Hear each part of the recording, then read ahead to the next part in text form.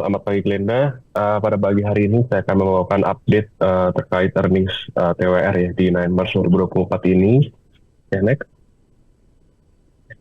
Ya, ini kalau misalnya kita lihat memang secara summary di third quarter 2024 ini pendapatan TWR secara kuartalan tumbuh ya 6,1% dan 12% secara year on year. Ini masih ditopang dari pertumbuhan dari tower ya setelah konsolidasi dari IBST yang dilakukan di third quarter kemarin. Kalau kita lihat memang pendapatan dari segmen tower sendiri tumbuh 7,5% secara quarter on quarter dan juga dari segi fiber itu tumbuh sekitar 10% secara quarter on quarter. Dan kalau misalnya kita lihat secara kumulatif di 9 months pendapatan TWR itu tumbuh 8,4% mencapai 9,4 triliun ya. Di mana untuk pendapatan dari segmen tower itu tumbuh tipis 0,8% secara year on year. Namun pertumbuhan dari FTTT dan juga FTTH itu tumbuh lumayan signifikan. Hal ini sejalan dengan estimasi kami dan juga konsensus. Dan kalau misalnya kita lihat secara EBITDA juga di third quarter kemarin ini masih tumbuh 8,7% secara quarter on quarter. Hal ini sejalan dengan pertumbuhan dari pendapatan dari TWR itu sendiri. Dan kalau misalnya kita lihat juga secara kumulatif, EBITDA masih tumbuh 7,1%. Namun di sini ada penurunan EBITDA margin sekitar 1% ya. Hal ini diakibatkan adanya peningkatan kontribusi dari segmen fiber. Namun hal ini masih sejalan dengan estimasi kami dan juga konsensus di 75%. Nah, kalau misalnya kita lihat di third quarter untuk laba bersih dari perseroan ini masih tumbuh tipis 0,1% secara quarter on quarter.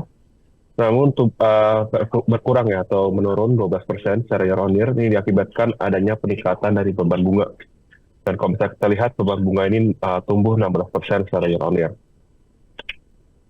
Secara kumulatif juga laba bersih tumbuh tipis ya 0,9%. Hal ini tidak sesuai ekspektasi kami dan juga konsensus di area 70%. Next. Ya, kalau bisa kita lihat di sini apa yang mendorong pertumbuhan pendapatan dari TWR itu sendiri, ini kita dapat lihat ada pertumbuhan dari additional tower dan juga tenan ya. Di mana untuk di 9 Maret kemarin ini pertumbuhan tower dan juga tenan ini bertumbuh lumayan signifikan. Hal ini karena adanya penambahan dari konsolidasi IBST di periode 9 Maret 2024 ini. Namun kalau misalnya kita lihat memang secara tenansi rasionya masih berkurang ya di 1,64%.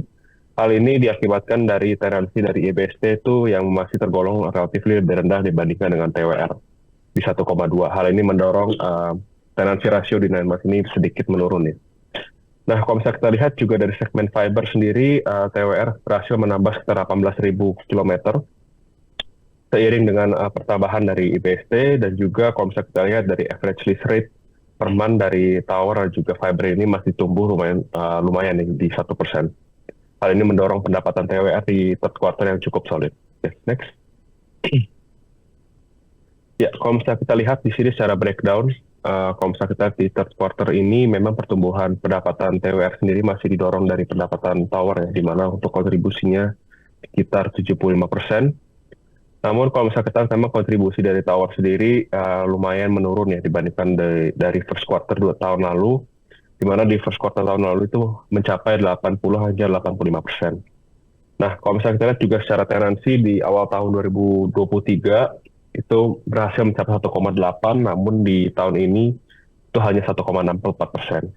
Nah, indikasi lainnya juga memang tower sendiri berencana untuk terus ekspansi di luar Jawa, yang mana hal ini dapat menurunkan tenansi rasio mereka di periode tahun ini.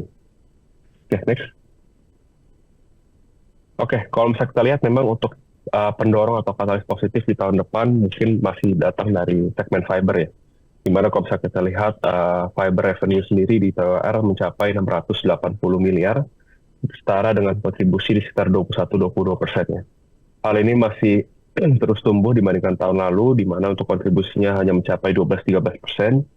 Dan kalau misalnya kita lihat secara coverage juga, segmen fiber atau fiber aset dari TWR sendiri masih udah cukup meratai di seluruh Indonesia, mulai dari Sumatera hingga Papua. Jadi kalau misalnya kita lihat dari pertumbuhan data traffic dari telco sendiri akan terus meningkatkan pertumbuhan fiber dan juga tahun ke depannya.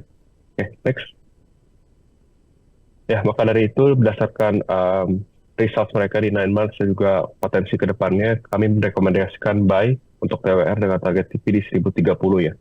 Dan kalau misalnya kita secara valuasi juga masih cukup murah di minus 1,5 standar deviasi EV/EBITDA 5 tahun terakhir. Itu saja pemaparan materi dari saya, balik pada Glenda. Terima kasih.